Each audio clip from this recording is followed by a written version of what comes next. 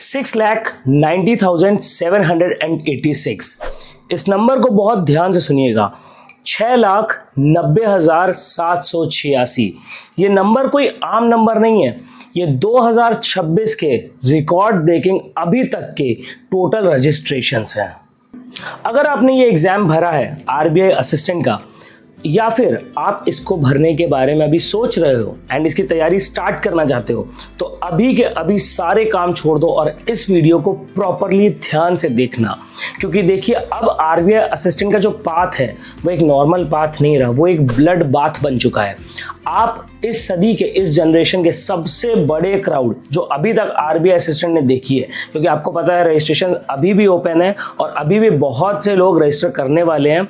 आप मान के चलिए कि अभी तक आरबीआई रजिस्ट्रेशन के जो सबसे मैक्सिमम नंबर के रिकॉर्ड ब्रेकिंग क्राउड है, आप उससे लड़ने वाले हो। तो आज मैं एज अ वर्किंग मैनेजर आपको बताऊंगा कि इतना स्पाइक क्यों आया, प्लस आपको अब क्या एफर्ट्स रखने हैं, आपको इतने लोग क्यों एफर्ट्स डालना चाह रहे हैं एंड कैसे आपको उनसे बेहतर होना है, और साथ ही साथ एक 30 डेज जो रिमेनिंग लमसम है उनकी एक स्ट्रैटेजी बताऊंगा कि आप इन 6.9 lakhs में अपनी सीट रिजर्व कर सको। तो guys, welcome back to my channel the bankers cubicle. अगर आपको वीडियो पसंद आए तो जरूर लाइक करिएगा, सब्सक्राइब करिएगा, क्योंकि मैं देख रहा हूँ सब्सक्राइबर्स बहुत ही कम है। एंड हाँ, इस वीडियो का 1 सेकंड भी मत चूकिएगा, क्योंकि हो सकता है शायद इस वीडियो से आपका सिलेक्शन पक्का हो। तो अगर आप श्योर हैं, आप एकदम कॉन्फिडेंस के साथ हैं और आपने मन में ठान रखा है कि आपको आरबीआई असिस्टेंट क्रैक करना है, तो इस वीडियो को अंत तक जरूर देखिएगा। तो चलिए, इधर उधर की बातें बाद में करेंगे, सबसे पहले हम फैक्ट्स पर आ जाते हैं। तो देखिए, 2 मेन रीजन है। पहली चीज, the dream job. RBI assistant लोगों को पता चल गया है कि अब वो पीओ की जॉब से भी बेटर है, एक बेटर वर्क लाइफ बैलेंस है, एक अच्छी आपको जेंट्री मिलती है, साथ ही साथ आपने होम टूर्स देखे कितने सुंदर होम मिलते हैं, प्लस सैलरी इतना अच्छी है, plus perks, 5 days a week काम है। तो ऐसे बहुत से रीजंस हैं जो आरबीआई असिस्टेंट को एक ड्रीम जॉब बनाते हैं as compared to IBPS PO या फिर SBI PO.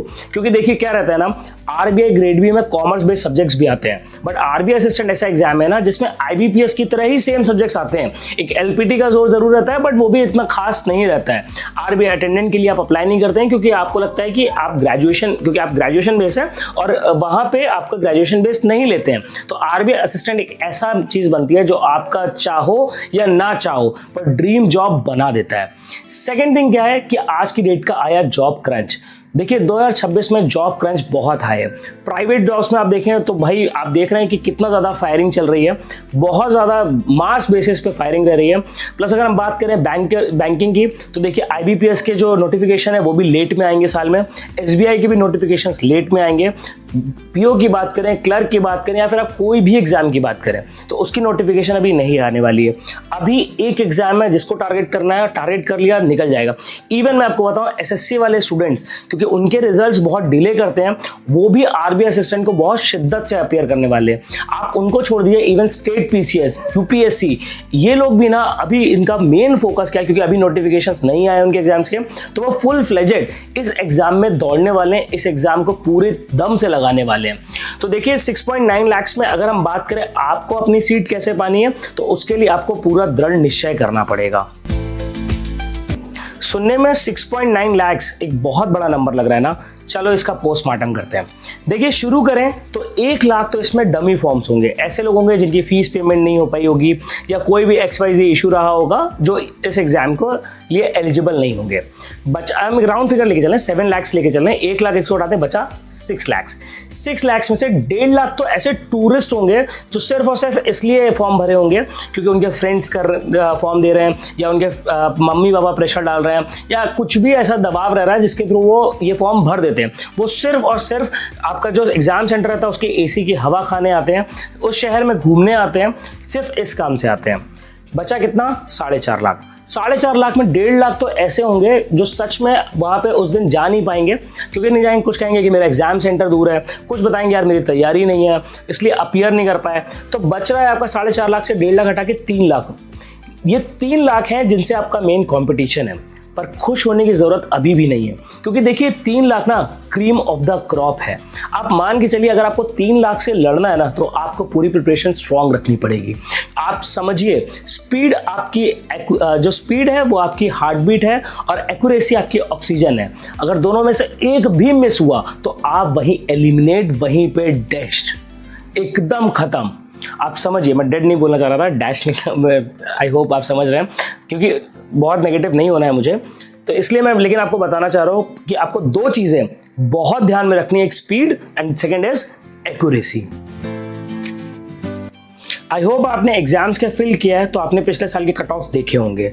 85 plus, 90 plus, 95 plus तक कट ऑफ्स गए हैं। तो देखिए अगर आपको इन 3 लाख को बीट करना है, इन 3 lakh cream of the crop को बीट करना है, तो आपकी स्ट्रैटेजी भी बहुत ही ज़्यादा लीथल होनी चाहिए। तो सबसे पहले अगर हम बात करें तो 3 चीज़ों पर आपको विशेष कर ध्यान देना है। पहली चीज़ कि आपका टारगेट अब मॉक में 80 प्लस नहीं होगा, आपका टारगेट 90 प्लस ही रहेगा। मैं समझ सकता हूँ आप बिगिनर होंगे, आप हो सकता है मीडियम पे स्पीड पे, या फिर आप हो सकता है बहुत स्ट्रांग हो, and 90 plus her bar accuracy लाना टफ है। पर देखिए अगर ये टफ हर एक के लिए पॉसिबल होता तो आज हर एक इंसान आरबीआई असिस्टेंट होता। आपकी जो ये ड्रीम जॉब है इसको पाने के लिए आपको पहले मॉक जब देने बैठे तो दिमाग में रख देना कि 90 प्लस से नीचे तो मैं आऊंगा नहीं। पूरे आपको क्वेश्चंस अटेम्प्ट करने हैं। आपका टाइम मैनेजमेंट ऐसा होना चाहिए, क्योंकि इंग्लिश के 30 क्वेश्चन, मैथ्स के या क्वांट्स के गए 30 क्वेश्चन, और रीजनिंग 35 क्वेश्चन मैथ्स और क्वांट्स के, और रीजनिंग के 35 क्वेश्चंस। ये 100 क्वेश्चंस विद इन टाइम आपको करने ही करने हैं। तो मेक श्योर करना है कि आपकी स्पीड और एक्यूरेसी दोनों में कहीं भी आपसे बिल्कुल कॉम्प्रोमाइज ना हो। सेकेंड चीज कि जो आपका मॉक टेस्ट ऑटोप्सी है, काफी बार लोग क्या करते हैं, मॉक दिया, मॉक में मार्क्स कम आए, निराश हुए, उदास हुए, लैपटॉप बंद किया, परेशान रहे, 2-3 घंटा घूमे, माइंड फ्रेश किया, फिर मॉक देने बैठ गए। बिल्कुल गलत तरीका है, बेशक गलत तरीका है। आप अगर मॉक 1 घंटे का दे रहे हैं ना तो उसका 2 से 3 घंटे ना सिर्फ और सिर्फ एनालिसिस करिए। आप देखिए कि आपकी गलती कहाँ हुई है। भले ही आपने एग्जाम से पहले ना आपने 5 मॉक्स दिए हो, तब भी अगर आपने उन 5 के 5 मॉक्स को ना एनालाइज अच्छे से किया है तो ट्रस्ट मी जो आपका मेन एग्जाम है ना वो बहुत सुपर होने वाला है। तो मॉक के एनालिसिस से बिल्कुल भी पीछे ना हटे। अगर आप मॉक के एनालिसिस से पीछे हट रहे हैं, विश्वास मानिए आप खतरे में हैं। आपको इन 3 लाख में आना है, ना कि उन बाकी के जो लैक्स ऑफ नंबर है उसमें आना है। तो मेक श्योर करिए ये चीज। तीसरी चीज एलपीटी। भाई बहुत लोग करते हैं, ये क्या करते हैं कि स्टेट जिसमें वैकेंसी ज्यादा हम उसके लिए अप्लाई कर देंगे। हालांकि ये बहुत अच्छा मूव है, क्योंकि भाई आप जितने अच्छे स्टेट के लिए अप्लाई करेंगे आपके कट ऑफ्स के चांसेस कम रहेंगे। पर जब आएगी बात एलपीटी की तो वो बच्चे मात खा जाएंगे, वो सोचेंगे जब यार फ्री का रिजल्ट आएगा ना हम तब निकालेंगे। पर ट्रस्ट मी ये बहुत खतरनाक मूव रहेगा, क्योंकि आपका मेन फोकस रहना चाहिए कंपटीशन क्रैक करना। आप एक्सपेरिमेंट करने नहीं बैठ सकते, आपको श्योर शॉर्ट स्ट्रैटेजी चाहिए। तो सबसे पहली चीज, आप आज ही से 20 मिनट जिस स्टेट के लिए आपने अप्लाई किया उसका लोकल न्यूज़पेपर पढ़िए। ट्रस्ट मी आपके एलपीटी में बहुत फायदा करेगा एंड आप एलपीटी बहुत आराम से क्रैक कर लेंगे। क्योंकि विश्वास मानिए एलपीटी में भी ना इतने लोग रह जाते हैं जो पूरा मेहनत करते हैं बट फिर 0 पे आ जाते हैं।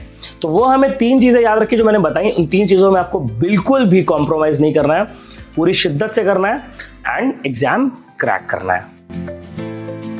अब इतना मीठा मीठा सुना तो एक कड़वा सच भी सुन लो, क्योंकि अभी देखिए 6.9 लाख रजिस्ट्रेशन है।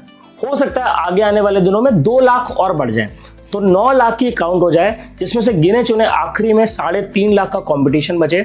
लेकिन आप जब सुनोगे ना 9 लाख तो 50% लोग ना वहीं गिव अप कर देते हैं। लेकिन यही आपका सबसे बड़ा एडवांटेज है। आपको अगर ये चीज़ पता है एग्जैक्टली कि आपको उन 9 लाख से नहीं लड़ना, आपको अपनी सीट, अपने हक के लिए, एक कुर्सी के लिए लड़ना है और उस कुर्सी पे सिर्फ आपका नाम लिखा हो। तो अगर आपके दिमाग में ये चीज़ क्लैरिटी आ गई तो आप इस लड़ाई में बहुत आगे तक निकलेंगे।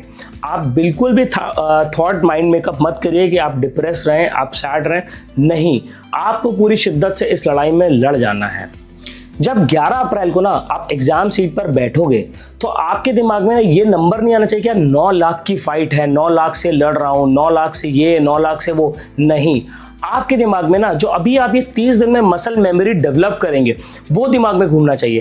क्वांट्स के फॉर्मूलाज घूमने चाहिए, इंग्लिश के रूल्स घूमना चाहिए, रीजनिंग में आपको ओवर थिंकिंग नहीं करनी है, आपको पजल सॉल्व करना चाहिए। आपकी स्पीड और एक्यूरेसी यानी कि हार्ट बीट और ऑक्सीजन दोनों को साथ में लेके चलना है और ये एग्जाम क्रैक करके दिखाना है।